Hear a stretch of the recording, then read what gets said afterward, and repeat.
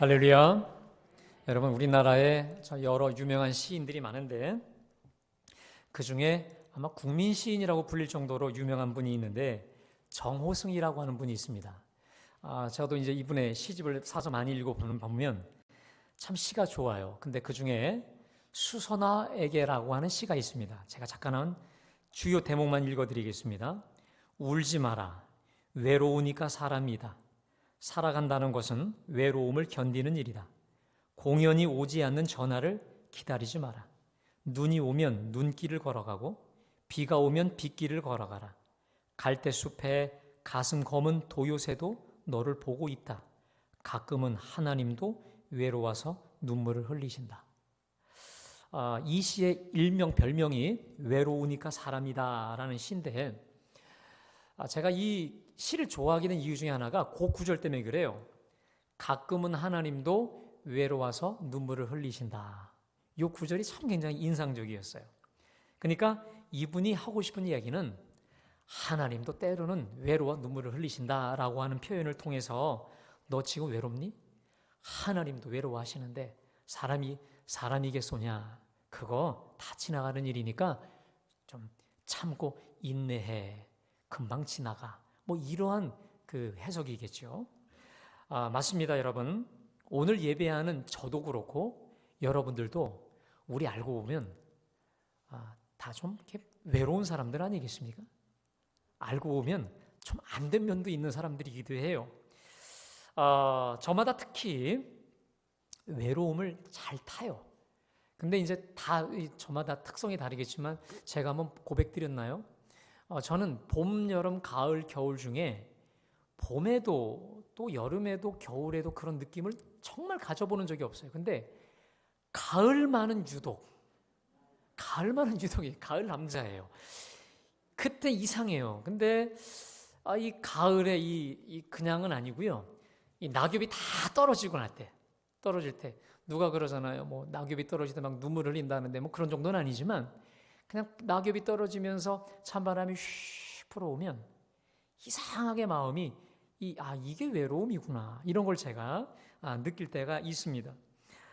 여러분, 우리의 성격과 얼굴 모양새가 다르듯이 언제 어느 상황에서 외로움을 느끼는 것도 다 천차만별 다르죠. 아마도 사람이라면 누구나 다 겪는 보편적인 정서가 바로 외로움일 것입니다. 그렇죠? 그런데요, 여러분 그거 아십니까? 2018년도 1월에 영국에서 정부 부처에 이러한 부처를 만들었습니다. 여러분 외로움부. 그리고 장관이 세워졌겠죠? 외로움부 장관이에요. 저 여자분이에요.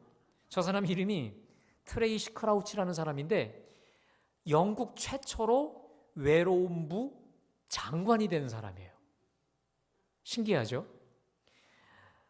이게 뭐냐면 우리가 보편적이라고 느꼈던 이 외로움의 정서가 이제 더 이상 보편적으로만 누울 수 없는 사회적 질병으로 자리를 잡았다는 거예요. 그래서 나라에서 직접 나서서 외로움을 잡고 해결하기로 했다는 것이죠. 자, 영국이 왜 이런 조치를 했을까요? 영국 내에서 난 너무 고독해, 외로워 라고 느끼는 소위 환자들이 900만, 그 정도를 돌파했다는 거죠. 900만 명.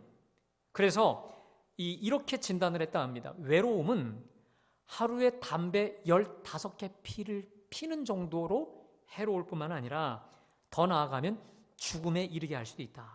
그래서 이 외로움의 감정이 개인의 건강을 해치는 것은 말할 것도 없거니와 고독사, 홀로 조용히 죽음을 맞이하는 고독사, 자살, 그리고 사회에 어마무지한 악영향을 끼치는 사회적 질병이었기 때문에 그 특단의 조치가 바로 외로움부 장관이었다는 거예요. 여러분, 그러면 우리나라는 어떨까요? 제가 말씀을 준비하기 위해서 이번에 자료를 준비하다가 깜짝 놀랐습니다. 자, 2018년도 재작년입니다. 재작년에 이 한국 임상심리학회에서 이 리서치 조사를 했습니다. 자, 근데 무슨 조사를 했냐면 심리학자들 317명을 대상으로 물었어요. 우리나라의 이 외로움 지수가 얼마나 되느냐 물었는데 100% 중에 100점 중에 78점이 됐다는 거예요. 그러니까 100점 중에 78점으로 이제 한국인의 외로움은 국가적으로 대책을 세우지 않으면 안 될 정도로 심각한 수준이 됐다는 거예요. 여러분 제가 여쭤볼까요? 남자와 여자 중에 누가 더 외로움을 잘 탈까요? 딱 나눠주시네요.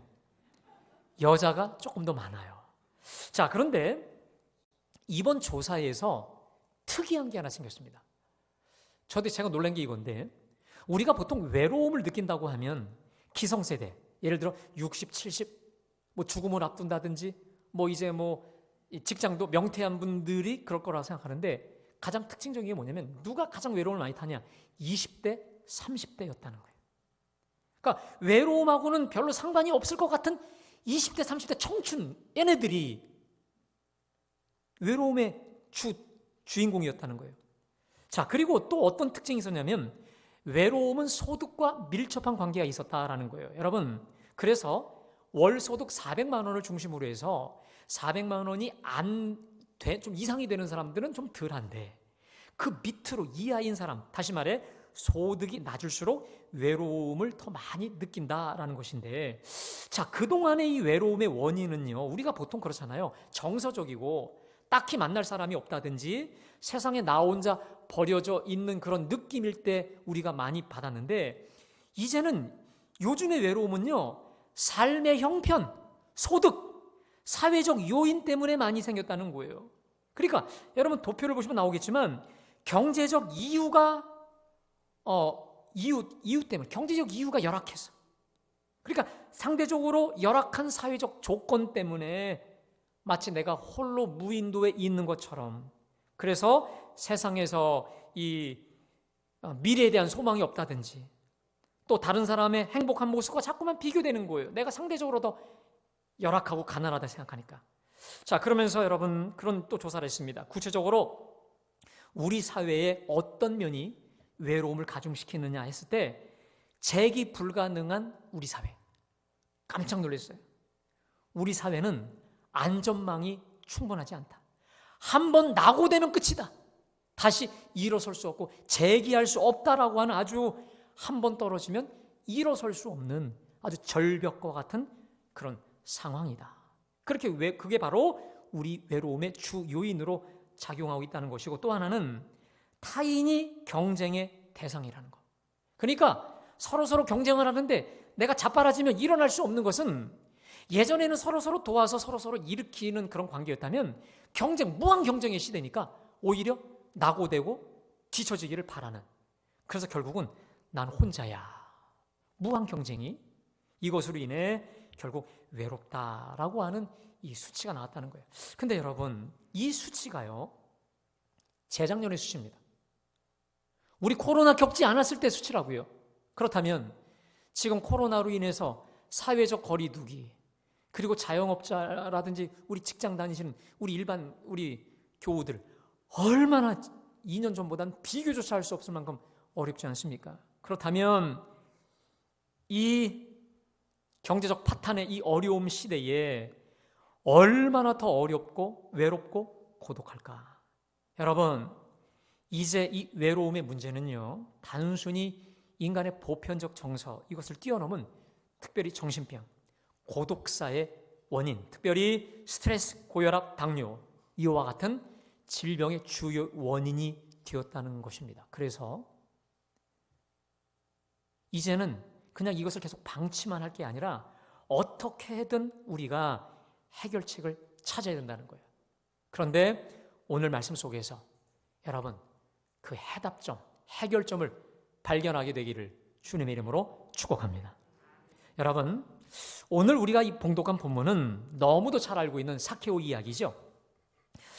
우리 예수님은 공생의 기간 3년을 사시면서 1년에 한 번씩은 꼭 예루살렘에 올라가셨는데, 오늘도 예루살렘으로 올라가시는 도중에 요 여리고라고 하는 곳을 통과하시게 됩니다. 자, 그런데 이 도시에 참으로 외로운 사람이 한 사람이 있었으니 누굽니까?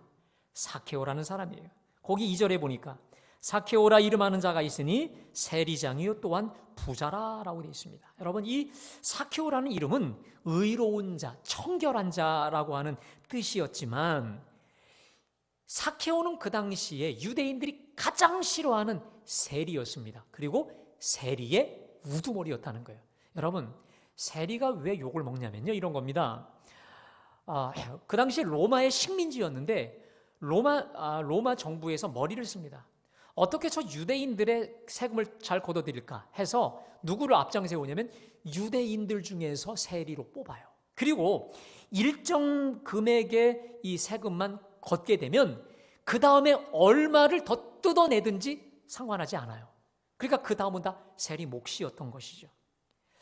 유대인들의 입장에서 보면 세리는 반역자요 매국노였습니다. 그래서 유대인들은 어떤 세리도 만나주지 않았습니다.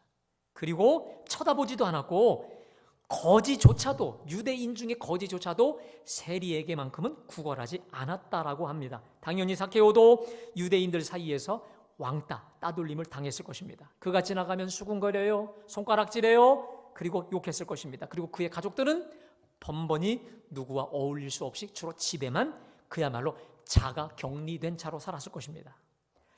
자, 사케오는 세리가 되어 정말 미친 듯이 돈을 벌어들였을 것입니다. 왜 그랬을까요? 돈을 벌면 행복해질 거라 생각했어요. 그 마음속에 무슨 마음이 있었냐면 지금 니들이 나를 손가락질하지, 하지만 내가 돈이 생기고 부자가 되면 나한테 붙을 거야. 이렇게 어림짐작을 했던 것 같습니다. 그래서 미친 듯이 돈을 벌었고 이 일에 상당한 업적을, 공로를 인정받아서 세리장까지 올랐으니 그야말로 누구도 상관하지 않고 정말 돈을 버는 일에, 걷어들이는 일에 혈안이 되었을 것입니다. 왜? 돈을 벌면 누구보다 행복해질 거라고 믿었기 때문에요. 자, 그런데 웬걸, 아무리 창고에 돈이 눈덩이처럼 불어나도 마음이 기쁘지 않아요. 돈이 늘어나면 늘어날수록 사람들의 손가락은 심해지기만 하고 마음속에 공허함은 물론 외로움은 더 심해져만 가는 거예요. 그런데 어느 날 예수님이 자기 동네를 지나간다는 소식을 듣게 돼요. 자, 그래서 3절과 4절에 우리 한번 다 같이 봉독할까요? 자, 시작. 그가 예수께서 어떠한 사람인가 하여 보고자 하되 키가 작고 사람이 많아 할 수 없어 앞으로 달려가서 보기 위하여 돌무화과 나무에 올라가니 이는 예수께서 그리로 지나가시게 되밀어라. 자, 어느 날 사케오가 기가 막힌 소문을 들어요. 예수님이 우리 지역을, 이 동네를 지나가신다는 거예요. 자, 그런데 여러분 거기 3절에 보면 그가 예수께서 어떤 사람인가 하여 보고자 하되, 여러분 이 보고자 하되라는 이 헬라어 시자가 미완료 동사입니다. 이게 뭐냐면 계속해서 어떤 행동을 반복했다는 거예요. 그러니까 예수님을 보려고 발돋움도 하고 뛰기도 하고 별 수단을 방법을 다해서 보려고, 보고 싶어서 별수를 다 썼다라는 것이죠. 그런데 문제는 키가 작아요. 게다가 사람들이 겹겹이 둘러싸여 있는 것 때문에 어떤 방도가 없었다는 거예요. 아마도 보통 사람이면 그 정도에서 멈췄을 텐데 사케오는 포기하지 않습니다. 그리고 예수님을 기필코 만나야 되겠다는 그 신념하에 사케오는 키가 작잖아요. 근데 뽕나무로 이 돌무화과 나무로 올라갑니다. 자기의 키가 작다는 건 최고의 열등감이었습니다. 근데 그 열등감조차도 무릅쓰고 결국은 뚫고 올라가서 주님을 이제 만나게 되는데, 여러분 보통 사람이면 포기했을 일을 자신의 치부가 다 드러나는 것을 마다하면서 왜 포기하지 않고 이렇게 예수님께 집착을 했을까? 사케오가. 그것은요, 예수님을 이 사람은 만나본 적도 없어요. 그러나 소문으로 들었습니다. 어떤 소문일까요? 그분은 죽은 자도 살리신대, 병자도 고치신대, 또 하나님 나라 복음을 가르치신대. 자, 그런데 사케오의 귀를 뻥 뚫리게 했던 소식이 하나 있습니다. 그게 바로 마태복음 11장 19절에 나는 세리와 죄인의 친구로다. 한번 따라할까요? 나는 세리와 죄인의 친구로다. 아멘. 우리 예수님의 자기 고백이었거든요. 이 소문이 돌고 돌고 돌아서 세리였던 자신에게까지 온 거예요. 내가 부자예요. 그리고 사람이 올라갈 수 있는 가장 최고의 자리까지 올라갔지만 공허하고 외로움 속에 있었던 사케오에게는 이 소식이 복음일 수밖에 없었던 것은 아무도 나를 인정해 주지 않고 나를 만나주지 않고 상대도 하지 않는데 저분은 세리와 죄인의 친구로다. 그래? 한번 만나봐야지. 보고 싶어서 돌무화과 나무까지 올라가게 되었다가 결국은 모든 장애물을 부수고 예수님을 만나게 된 줄로 믿습니다. 여러분, 우리 속담 중에 이런 말이 있죠. 뜻이 있는 곳에 뭐가 있다고요? 길이 있다. 여러분, 이건 일반 속담뿐만이 아니라 내가 하나님을 향해 정말 하나님 기뻐하시는, 여러분, 이것이 정말 하나님 기뻐하시는 일이라고 생각하면서 그것을 위해서 우리가 소원하고 기도할 때 우리 주님은 분명히 길 열어주시는 줄로 믿습니다. 나는 이 길이 열릴 거라고 생각했어요. 이렇게 가야 된다고 생각했는데도 이게 안 열리죠. 반대편으로도 하나님은 길 열어주시는 하나님이신 줄로 믿습니다. 여러분, 저는 오늘 본문을 묵상하다가 이런 생각이 들었습니다. 사케오가 세리장이요 부자요 당시에 최고의 지위였음에도 불구하고 돈방석에 올라와 있음에도 불구하고 왜 이렇게 예수님께 집착했을까? 왜 예수님을 이렇게 만나고 싶어 했을까? 한마디로 말하면 공허한 거죠. 외로운 거죠. 돈이면 다 될 줄 알았고 성공하면 다 될 줄 알았는데 출세하면 다 끝이라고 생각했는데 전혀 그러지 않아요. 출세해서 올라가면 더 올라갈수록 더 외로워. 돈방석에 올라가면 올라갈수록 더 고립되는 것을 발견하면서 사무칠 정도로 외로웠던 것이죠. 여러분, 오늘 우리는 본문의 사케오를 통해서 너무도 귀한 삶의 원리를 하나 발견합니다. 그것은 내가 제 아무리 남부럽지 아니한 모든 것을 갖췄다 할지라도 관계 속에서의 소외를 경험하면 그 누구도 행복할 수 없다는 거예요. 관계에서 소외감을 느낄 때 사람은 외롭습니다. 관계적 소외감이 깊은 공허와 외로움을 불러일으킨다는 거예요. 사랑하는 여러분, 행복은 좋은 관계에서 생겨나는 줄로 믿습니다. 행복은 좋은 관계라는 거예요, 여러분. 그래서 지금 비록 물질적으로나 내가 환경적으로나 많이 쪼들려 있다 할지라도 여러분, 서로가 서로를 지지하고 격려하고 응원하고 힘을 북돋아 주면서 서로 밀고 끌어가면 어려워도 공허하지 않아요. 어려워도 절대로 우리는 불행하지 않다는 거예요. 왜 그럴까? 인간의 행복이라는 건 서로 밀고 끌어주고 지지하는 좋은 관계에서 오기 때문에 그렇다는 것입니다. 그래서 여러분, 하나님이 외로울 수 있는 우리를 위한 외로움의 최소 장치로 준 게 뭘까요? 그게 바로 가정입니다. 이 가정에서 가족끼리 소통하고 서로 사랑하며 지지하잖아요. 그러면 아무리 밖에서 욕먹고 아무리 상하고 찢겨도 외롭지 않고 넘어지지 않고 어떠한 어려움도 넉넉히 이겨낼 줄로 믿습니다.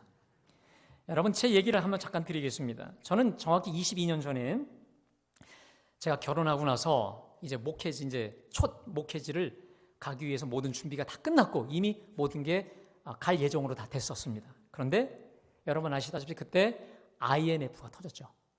그게 터지면서 졸지에 목회 임지가 수독돼 버렸어요. 막혀버렸고, 특별히 그때 참 이게 악재처럼 양가 집안이 다 물질적으로 완전히 막혀버린 거예요. 게다가 제 아들까지 덜컥 생긴 거예요. 그러다 보니까 제가 할 수밖에 없었던 게 뭐냐면 새벽에 신문을 돌리게 됐는데, 제가 어릴 때 부자로 자라진 않았지만 어렵지는 않게 자라서 신문을 돌려본 적이 없는데, 제가 결혼하고 신문을 돌려봤다 상상도 해본 적이 없었는데, 여하튼 간에 신문을 돌리고 또 파트 전도사로 사역할 수밖에 없는 상황에 몰리게 되더라고요. 그런데 여러분, 물질적으로는 또 형편적으로는 너무도 어려웠지만 부부간에 서로 지지하고 믿어주고 사랑하니까 여러분, 사랑은 더 오히려 깊어집니다. 어떠한 상황이 들이닥쳐도 오히려 감사로 인내로 이겨내게 되더라고요. 그러다가 우리 하나님께서 하나님의 때에 좋은 임지도 열어주셨습니다. 그래서 여러분, 제 아무리 밖에서 우리가 시달리고 고달파도 가정만큼은 지지받고 사랑받고 진정한 소통이 이루어져야 될 줄로 믿습니다. 아울러 그 연장선상에서 세상에서는 어떠든지 우리 영혼의 가정, 교회죠. 교회에서만큼은 지지받고 서로 소통이 되고 사랑받게 되시기를 주님의 이름으로 축복합니다. 이것을 위해서 여러분, 교회 내에 정말 영적으로 믿고 신뢰할 만한 지지그룹이 있어야 돼요. 여러분, 우리 교회 안에서 나를 지지해 줄 수 있는 지지그룹이 있어야 돼요. 그 지지그룹이라는 게 뭐 몇십 명이 아니더라도 단 한 명이라도 내 속 깊은 기도 제목을 나눌 수 있는 그 지지해 주는 그 한 사람이라도 있어야 된다. 반드시 만들어야 돼요. 여러분, 제가 꼭 당부드립니다. 여러분의 속 깊은 이야기를 나눌 수 있는 지지 그 한 사람 혹은 그룹이 없다면 반드시 만드시기를 축복합니다. 왜 그럴까? 언제나 혼자는 위험해요. 줄이 하나면 쉽게 끊어지죠. 그러나 둘, 세 겹이면 쉽게 끊어지지 않는 것입니다. 그래서 전도서 4장 9절에서 11절까지 여러분, 전도서 4장 9절로 12절까지 말씀을 우리 함께 다 같이 봉독할까요? 자, 시작! 그들이 수고함으로 좋은 상을 얻을 것임이라. 혹시 그들이 넘어지면 하나가 그 동물을 붙들어 일으키려니와 홀로 있어 넘어지고 붙들어 일으킬 자가 없는 자에게는 화가 있으리로다. 또 두 사람이 함께 누우면 따뜻하거니와 한 사람이면 어찌 따뜻하리야.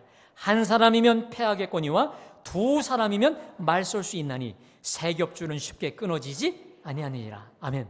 여러분, 동물의 왕국을 보십시오. 맹수들이 주로 노리는 동물은 두 가지 부류입니다. 하나는 새끼이거나 또 어떤 부류일까요?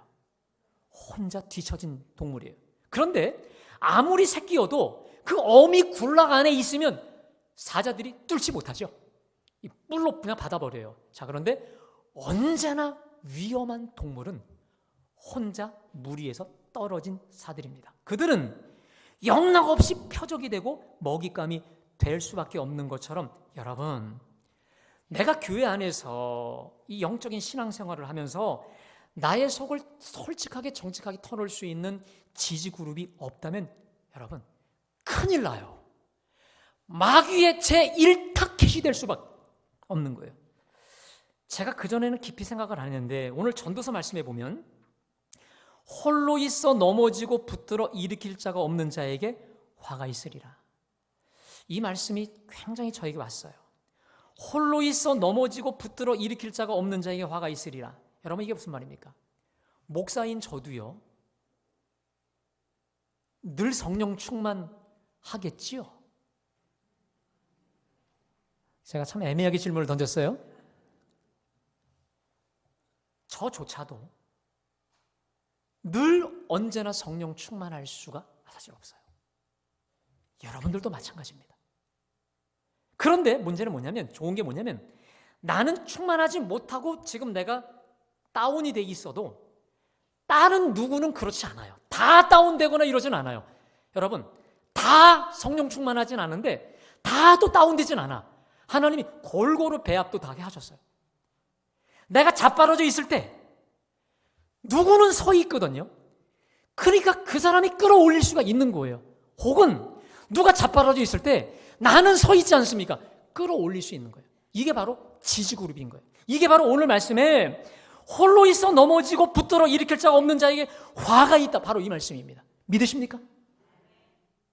여러분, 내가 홀로 있어 넘어졌을 때도 일으킬 자, 나를 지지하는 그 신앙인 동반자가 있게 되기를 주님의 이름으로 축복합니다.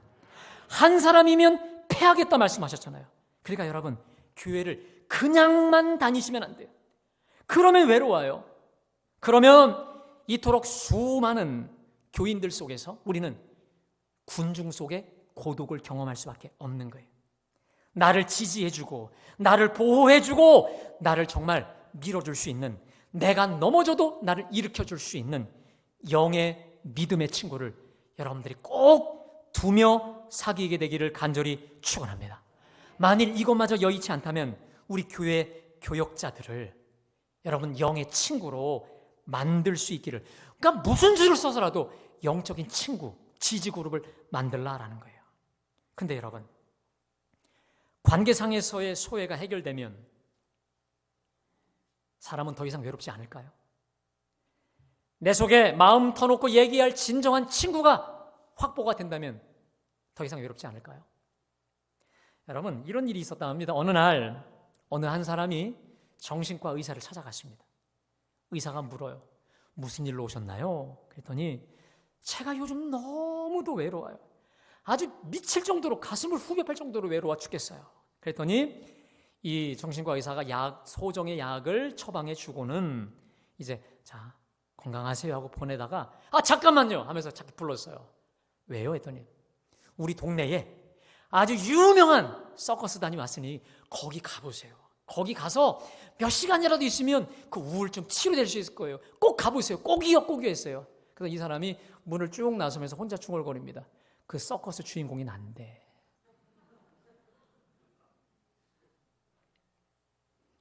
이 이야기가 시사하는 바가 있습니다. 사람은 꼭 관계의 소외 때문에만 외로움을 느끼지 않습니다. 여러분 보세요. 누가 봐도 멀쩡하게 외롭지 않을 모든 행복의 조건 다 갖추고 구비해도 외로울 수가 있다는 것입니다. 왜 그럴까? 인간은 여러분 유한한 것으로 내 속의 외로움을 충족시킬 수가 없기 때문인 줄로 믿습니다. 사람은 유한한 것으로 내 공허함을 채우려 하지만 이 공허함, 이 외로움이란 놈의 줄임배를 다 채울 수 없는 거예요. 그러면 우리는 대체 뭘로 채워야 될까? 무엇으로 뻥 뚫린 것 같은 이 공허함과 외로움의 빈 공간을 채울 수 있을까? 여러분, 이것을 위해 성 어거스틴이 이렇게 위대한 고백을 했습니다. 고백록 1장에서 여러분 우리 한번 다 같이 읽어봅시다. 시작. 당신은 당신을 향하여 창조하셨으므로 우리 마음이 당신 안에서 쉬기까지는, 다시 한번 시작. 하나님이여, 당신은 당신을 향하여 창조하셨으므로 우리 마음이 당신 안에서 쉬기까지는 편안하지 않습니다. 할렐루야. 그것은 바로 무한하시고 영원하신 하나님으로 채워야 되는 줄로 믿습니다. 영원하신 하나님, 무한하신 하나님, 유한을 벗어서 초월해 있는 그 하나님으로 채울 때, 그 하나님을 만날 때 비로소 진정한 구원의 빛이 비추어 세상에 줄 수 없는 참 만족과 기쁨과 즐거움 차고 넘치게 하실 줄로 믿습니다. 물론 관계적 소외가 안 되는 게 좋겠지만 때로는 관계적으로 모두가 나를 소외시켰어도 하나님으로 충만할 때 진정한 기쁨이 넘치게 하실 줄로 믿습니다. 여러분, 오늘 사케오를 보세요. 사케오는 예수님의 소문을 듣고 대체 나 같은 세리와 죄인까지도 거부하지 않고 맞아준다고? 그 예수님 한번 만나봐야지. 솔직히 얘기하면 사케오의 기대는요, 세리와 죄인의 친구라고 하시는 그 예수님을 한번 보고 또 맥시멈 내 손 하나 좀 잡아주고 나를 얼싸주는 정도, 그 정도면 좋겠다. 왠 줄 아십니까? 자기는 자타가 인정하는 쓰레기였기 때문에 그래요. 남들도 쓰레기라고 비웃었지만 자기도 알았어요. 자기 이름, 이 사케오가 의로운 자, 청결한 자, 이름에 절대로 부합하지 않는다는 걸 알았기 때문에 사람들은 사케오라 이름을 감히 부르지 않았습니다. 세리장이라고만 불렀죠. 자, 여러분, 그런데 우리 예수님이 사케오에게 오셔서는 갑자기 나무에 오셔서, 여러분 우리 한번 5절 말씀 우리 다 같이 봉독합니다. 시작. 예수께서 그곳에 이르사 쳐다보시고 이르시되 사케오야, 속히 내려오라. 내가 오늘 내 집에, 여러분 누구도 사케오의 이름을 부르지 않았는데, 그리고 예수님이 모를 거라 생각했는데 사케오야, 속히 내려오라. 내가 오늘 내 집에 유하여야 하리라. 여러분 7절에 보니까 무사람이 보고 수군거려요. 저가 죄인의 집에 유하라. 누구도 저 죄인, 저 세리의 집에 갈 수가 없는 거예요. 여러분, 우리가 생각할 때는 보통 그날 가서 하루 묵고 잔다. 여인숙 개념으로 생각하지만 그 당시에 가서 먹고 잠을 잔다는 것은 너와 나는 이제 둘이 아니라 하나다는 거예요. 그보다 더할 수 없는 절친한 친구라고 하는 의미가 바로 이건데, 저 예수님이 세리와 죄인의, 특별히 세리의 집에 가? 이건 도저히 있을 수 없는 것이고, 특별히 삭개오조차도 용납하기 어려운, 너무도 가슴 터질 만한 일이었어요. 여러분, 우리 예수님의 이 말씀이 뭘까요? 이제 삭개오를 죄인이 아니라 하나님의 자녀로 맞아주신 것인 줄로 믿습니다. 무조건적이고 파격적인 구원의 선물을 베풀어 주신 거예요. 여러분, 삭개오는 회개한다는 말도 없었어요.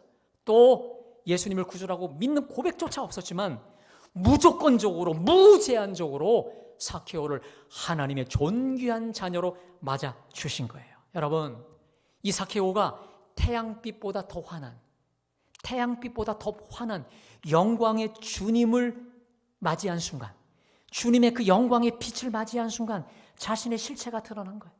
자기 속에 있는 어두움이 다 드러난 거예요. 내가 이걸 어떻게 벌었는지 다 알게 돼요. 이것은 내가 더 이상 소유할 수 없는 것임을 알게 됩니다. 자, 그러면서 뭐라고 고백합니까? 우리 8절 다 같이 고백합니다. 시작. 삭개오가 서서 주께 여짜오되 주여 보시옵소서, 내 소유의 절반을 가난한 자들에게 주겠사오며 만일 누구의 것을 속여 빼앗은 일이 있으면 내 갑절이나 갚겠나이다. 여러분, 이게 뭡니까? 자기 재산을 다 바치는 거죠. 왜?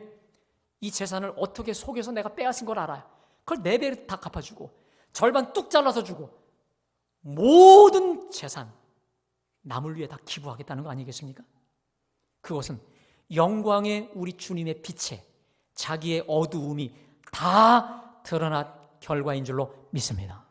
결국 속 깊은 외로움과 공허감에서 벗어나게 되었고 진짜 삭개오, 의로운 하나님의 사람으로 진짜 인생을 살게 된 줄로 믿습니다. 사랑하는 여러분, 지금 외로우십니까? 말로 다 할 수 없이 외로우십니까? 그렇다면 지금 이 순간은 우리 주님 만날 절호의 기회인 줄로 믿습니다. 우리 하나님은 오늘 삭개오처럼 외로움을 계기로, 때로는 외로움을 도구로 우리를 만나신다라고 하는 것입니다. 우리는 여기서 외로움을 근본적으로 극복하는 비결을 터득하게 되는데, 그것은 영원하신 주님을 만나는 것인 줄로 믿습니다. 영원하신 주님을 내가 영접하고 그분 품에 안겨버리는 거예요. 그래서 외로움이 밀려오거들랑 이렇게 선포하십시오. 따라합시다. 지금은 주님 만날 때다. 믿으세요? 따라합시다. 지금은 기도할 때요. 지금은 주님 만날 때. 믿으십니까? 그래서 여러분, 이런 구호를 한번 외쳐보세요.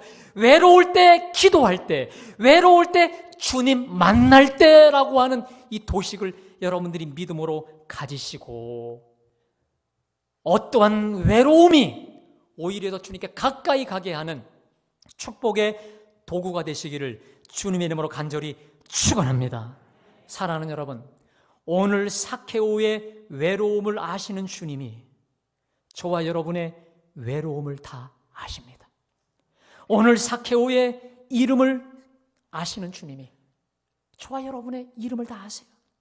오늘 삭개오의 이 모든 형편, 뻥 뚫리고 외로움을 아시는 우리 주님이 저와 여러분의 말 못할 외로움과 공허함, 모든 형편까지도 다 아시는 줄로 믿습니다. 이분께 나아가십시오. 외로움이 밀려올 때는 무슨 때라고요? 기도할 때. 따라합시다. 외로울 때, 기도할 때. 외로울 때, 주님 만날 때. 믿으세요? 그래서 시시각각으로 밀려오는 외로움을 도구로, 외로움을 수단으로 오히려 주님께 가까이, 더 가까이 나아갈 수 있는 진정한 하나님의 사람, 영의 사람 다 되시기를 주님의 이름으로 간절히 축원합니다. 여러분, 이 시간 우리 함께 다 같이 우리 기도하기 원합니다. 이 시간 우리 기도할 때